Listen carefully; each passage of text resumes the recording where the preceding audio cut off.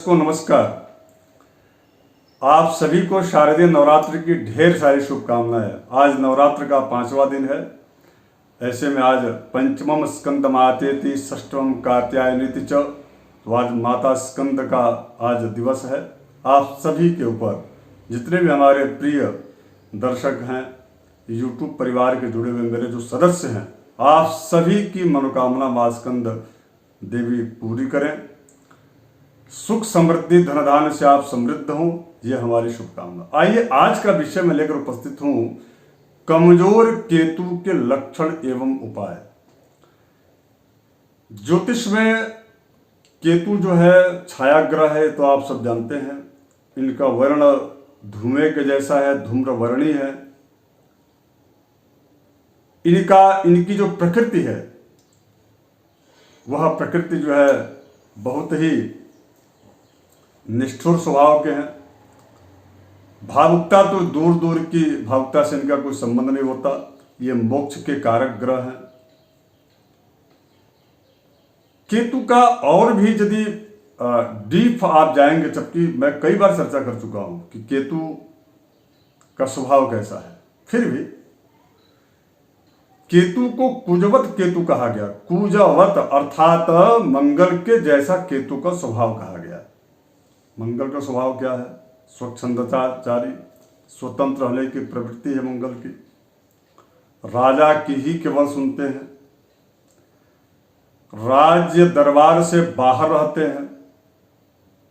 उनको सत्व गुण प्रधान ग्रह कहा गया, अर्थात उनको भोग और विलासिता से वह अपने आप को दूर रखते हैं। और मंगल साहस और धैर्य देते हैं, उसके साथ साथ में सूर, वीरता, कर्मठता, जीवटता, क्रोध, आवेश, ये सारी चीजें मंगल देते हैं। किंतु यदि शुभ मंगल है तो धैर्य और साहस तो आवश्यक है ना हर व्यक्ति को। तो मंगल यदि शुभ स्थिति में है, शुभ ग्रहों से दृष्ट यदि मंगल है, तो वह मंगल की प्रवृत्ति उस व्यक्ति को अत्यधिक राजयोग प्रद। राजयोग का यह मतलब ये नहीं होता है कि राजा ही बन जाएगा। तो क्या राजयोग का आप क्या आशय समझ रहे हैं कि पूरे सभी लोग राजा बन जाएंगे? बिल्कुल नहीं। राजयोग का मतलब यह होता है कि उस व्यक्ति को नाना प्रकार के सुख का अनुभव होगा, या सुख की प्राप्ति होती है, या उस सुख से संबंधित जितनी भी चीजें उसकी पहले से हैं, यदि नहीं है तो मिलेंगी, यदि पहले से है तो वह खराब नहीं होंगी, वह सुख की स्थिति उसकी बनी रहेगी। इसका मतलब है, इसी को बोलते हैं राजयोग। जो पैतृक धन और सारा चीज से संपन्न, उसको धन की क्या आवश्यकता है? और ग्रह उन्हीं को देते हैं जिनको प्राकृतिक रूप से जिस चीज की आवश्यकता है वह चीज देते हैं, उसी को राजयोग कहते हैं। समझ गए होंगे। केतु और मंगल में एक अंतर है, और बहुत ही माइनर अंतर है। मंगल अपनी चीजों को किसी को लेने नहीं देता, बगैर राजा की अनुमति का। जिस चीज का वह की सुरक्षा उनके हाथ में है, वह चीज किसी को देने नहीं देते। जब राजा का आदेश हो जाए तो दे देंगे। केतु जिस भी स्थान पर आते हैं, उस स्थान से संबंधित चीजों से उस व्यक्ति को, यानी कि आपको और हमको दूर कर देते हैं। इसीलिए केतु को मोक्ष, अर्थात इस जो है जन्म मरण की मृत्यु का जो ये हम आप जन्म लेकर के आए इस मृत्युलोक में, तो इससे मुक्त करने का, यदि मुक्ति दिलाने का कोई ग्रह है तो केतु। इसको इसलिए इनको मोक्ष का कारक कहा गया। अब जो माइनर जो मैं अंतर कर रहा था वो ये था कि क्रोधी स्वभाव के होते हैं मंगल, लेकिन वह क्रोध दूसरों को हानि पहुंचाते हैं मंगल।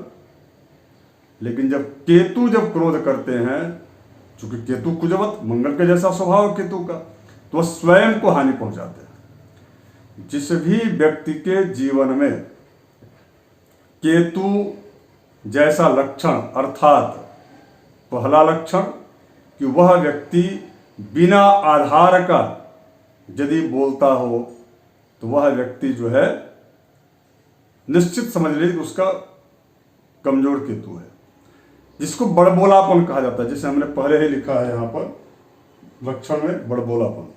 दूसरा, मंगल जब क्रोध करते हैं तो दूसरे को हानि पहुंचाते हैं। केतु जब क्रोध करते हैं तो वह स्वयं को हानि पहुंचाते हैं। जो जैसे छोटे बच्चे रहते हैं, क्योंकि 20 वर्ष की उम्र तक केतु का अधिक प्रभाव बच्चों में देखा जाता है, तो वो अपने आप को ही दीवार में सर पटक लेंगे, कोई चीज उठा करके अपने आप को ही मार लेंगे। यह स्वभाव केतु के अशुभ लक्षण का है, कमजोर केतु के लक्षण का है।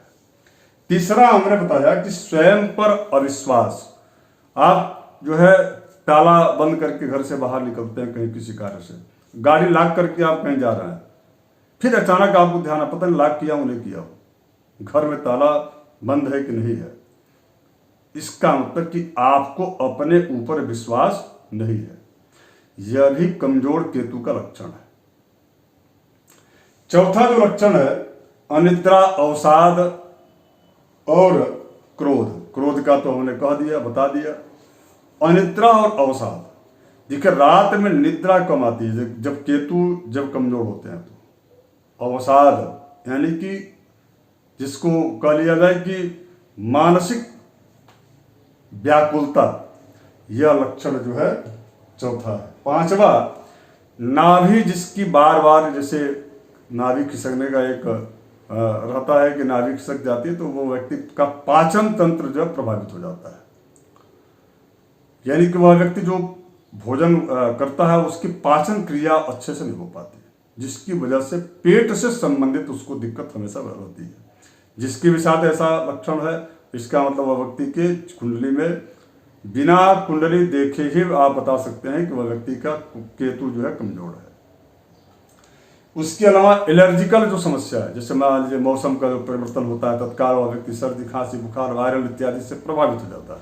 तो यह सब जो है लक्षण केतु कमजोर होने के हैं। और इसके बाद चर्म से संबंधित आयुर्वेद के जो ऋषि महर्षि रहे हैं, वह केतु को जो है लगभग चमड़े से संबंधित स्किन प्रॉब्लम जो हैं उनका कारक ग्रह केतु को माना है उन लोगों ने। बात रोग और बाल। बात का मतलब होता है संधिवात, जो ये गांठ है उन गांठों में दर्द होना, सूजन का हो जाना, ये लक्षण जो है कमजोर केतु का है। जिसके व्यक्ति के होता है उसको जो है कमजोर केतु। बाल कम होना सिर में, यह भी कमजोर केतु का लक्षण है।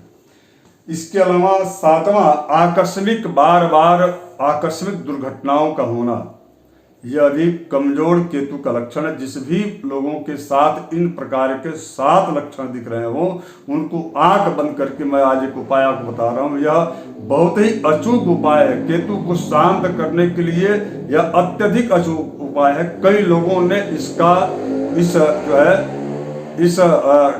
कई लोगों ने इसका अनुभव किया और उसका मैं परिणाम जो बताया उन लोगों ने, उसको मैं आपको बताने जा रहा हूं। ये बहुत ही अच्छा प्रयोग है, इसको आप जरूर कीजिएगा। देखिए, सबसे पहला तो मैं एक मंत्र जो आपको मैं लिख के यहाँ पर दिया हूं, ओम ह्रीं ऐंग केतवे नमः।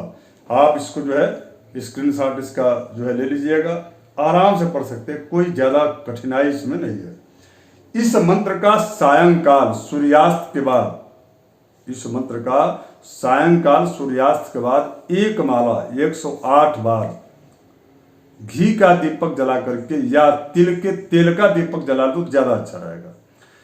तिल के तेल का दीपक जला करके आसन बिछाकर बैठ जाइए और 108 बार इस मंत्र का प्रत्येक शनिवार को सायंकाल इसका आप जो है इस मंत्र का जप कर लीजिए। केतु निश्चित रूप से इस प्रयोग से आपके केतु जो है शांत हो जाएंगे और बहुत अंतर आपको जीवन में देखने को मिलेगा। और इसके बाद दान, 4 चीजों का दान मैं आपको बता रहा हूं। आप इस 4 चीज का आप दान कर लीजिए। यह जो केतु है वह अत्यंत आपके लिए शुभकारक हो जाएंगे। वह कौन कौन सा दान? सप्त धान्य, 7 प्रकार का अलग अलग अनाज उसको जो है एक धूम्र वर्ण अर्थात धूम्र वर्णी अर्थात जो है एक कपड़े में जो कपड़ा न सफेद हो न ही जो है पीला हो, मटमैला जो कपड़ा कलर का आता है, उस कपड़े को लेकर के उसमें 7 प्रकार के अनाज डाल करके और इसको प्रत्येक शनिवार को 4 बजे के बाद किसी तालाब में एक सिक्का और सुपारी के साथ इसको आप प्रवाहित कर दीजिए। ये कम से कम आप जो है 4 से 7 शनिवार लगातार आप कीजिएगा तो आपको केतु से संबंधित जो लक्षण बताया हमने उससे संबंधित दिक्कतों से आपको निश्चित रूप से बहुत ज्यादा राहत मिलेगा। ये मैं अनुभव की चीज बता रहा हूं, कई लोगों ने किया है, उसका लाभ मिला तो मैं आपको बता रहा हूं। दूसरा जो है कंबल का दान। अभी ठंडी आ रहा है, ठंड में जो गरीब है उनको आप कंबल का दान कर दीजिए। कंबल का मतलब कौन सा कंबल? जो आजकल जो आधुनिक जो कंबल आ रहे हैं ये नहीं, कंबल मतलब जो ऊनी कंबल है। और ऊनी कंबल को आप यदि आप दान करते हैं तो वह नहीं, आपके पास ऊनी कंबल विशेष करके जो भेड़ के जो उसका बाल का जो बना रहता है आसन बैठने का, यदि आप किसी पुजारी जी को मंदिर में या स्वयं को आप इस प्रकार के आसन का प्रयोग करते हैं और दूसरों को दान करते हैं तो भी बहुत उत्तम ये जो है केतु को शांत करने का बड़ा अच्छा उत्तम, वैसे भी शास्त्रोक्त जो है वह आसन बड़ा सिद्ध आसन होता है। इस प्रकार का यदि आप दान करते हैं तो बहुत केतु से आपको लाभ मिलेगा। उसके बाद से काला उड़द, जिसको माशान कहा जाता है संस्कृत में, यदि काला उड़द का यदि आप दान करते हैं दही के साथ में तो भी अत्यधिक आपको लाभ देगा। इसके बाद तिल का तेल। ये जो है 4 चीजों का दान प्रत्येक शनिवार को, पुनः आप ध्यान से सुन लीजिए कि इन चारों चीजों में से कोई भी एक आप कम से कम 4 से 7 शनिवार लगातार आपको जो है सायंकाल 4 बजे के बाद, या कंबल और उड़द और तिल तेल तो आप रात्रि काल में भी दान कर सकते हैं, किंतु जो प्रवाहित करने की जो बात है नदी या तालाब में 7 अनाज को धूम्रवर्णी एक मटमैले कपड़े के जो है में बांध करके सुपारी और उसके साथ में, तो वह 4 बजे के बाद कीजिए, सायंकाल अपराह्न काल 4 बजे के बाद, सूर्यास्त के पहले उसको कर दीजिए तो आपको बहुत राहत मिलेगा। और शुभ केतु किन किन स्थानों, यदि आपकी कुंडली में जो है केतु यहां पर बैठे हैं धन स्थान में, राशि नंबर कोई भी हो सकता है उसको मत देखिएगा, यदि केतु केवल यहां पर बैठे हैं, पीड़ित नहीं है, शनि से पीड़ित केतु हो जाते हैं। शनि की जब दृष्टि केतु पर पड़ती है या शनि से युति या रहती है तो वह जो है केतु अत्यधिक पीड़ित हो जाते हैं। इस पर मैं विस्तार से कार्यक्रम प्रस्तुत किया, उसको आप देख सकते हैं। यहां पर यदि केतु है तो वह लाभप्रद है, और यदि शनि से पीड़ित रहे तो वह व्यक्ति बड़बोलापन उसके में आ ही जाएगा, निश्चित रूप से आ जाएगा। चमड़े से संबंधित दिक्कत उसके परिवार में किसी न किसी को होगा ही, क्योंकि यह पूर्व जन्मार्जित जो पाप होते हैं उन पापों को केतु देते हैं, और उसी का लक्षण ये जो इस जन्म में जो मिलता है वह केतु के माध्यम से पूर्व के जन्म के किए हुए कार्यों के आधार पर ही उस व्यक्ति को मिलता है। अब इसके बाद से केतु अगर यदि इस स्थान पर बैठे हैं अष्टम स्थान में, तो भी वह केतु बहुत अच्छा लाभ देते हैं। वह व्यक्ति बहुत ही रहस्यमयी ज्ञान का या रहस्यमय विद्याओं का जानकार होता है या उस पर ज्यादा बिलीव करता है, और विदेशी यात्रा या विदेश से संबंधित उसको धन की प्राप्ति होती है यदि यहाँ पर केतु है तो। यही केतु यदि आय भाव में बैठे हैं तो भी अच्छा लाभ मिलता है। वह व्यक्ति सदैव निरंतर कुछ न कुछ आय से संबंधित उसके कार्य निरंतर होते रहते हैं, जिससे उसका आमदनी बना रहता है। ये केतु यहाँ पर भी, वैसे भी एकादश भाव में पापग्रह शुभग्रह दोनों ही बेनिफिशियल होते हैं, लाभप्रद ही रहते हैं। केतु यदि द्वादश स्थान बैठे हैं तो केवल दाम्पत्य जीवन, पति पत्नी के संबंधों को लेकर थोड़ी बहुत मनमुटाव की स्थिति बनी रहेगी, टकराव की स्थिति बनी रहेगी, किंतु इसके अतिरिक्त हर चीज वह व्यक्ति प्राप्त करता है जो चीज वो चाहता है। तो इस प्रकार के बाकी इसके अतिरिक्त जो अन्य स्थानों पर जब केतु बैठे हों तो आपको यह उपाय जरूर करना चाहिए। और ये ध्यान रखिए कि जब भी आप उपाय करें तो संकल्प जरूर आप ले लें। मानसिक और मानसिक संकल्प भी उत्तम संकल्प होता है कि मैं इस कार्य के लिए यह दान करने जा रहा हूँ, या इस कार्य के लिए अर्थात केतु की ग्रह की शांति के लिए मैं मंत्र का जाप करने जा रहा हूँ। इस प्रकार का जरूर आप कर लिया करिए ताकि उसका पूरा प्रॉपरली आपको लाभ मिल सके। धन्यवाद।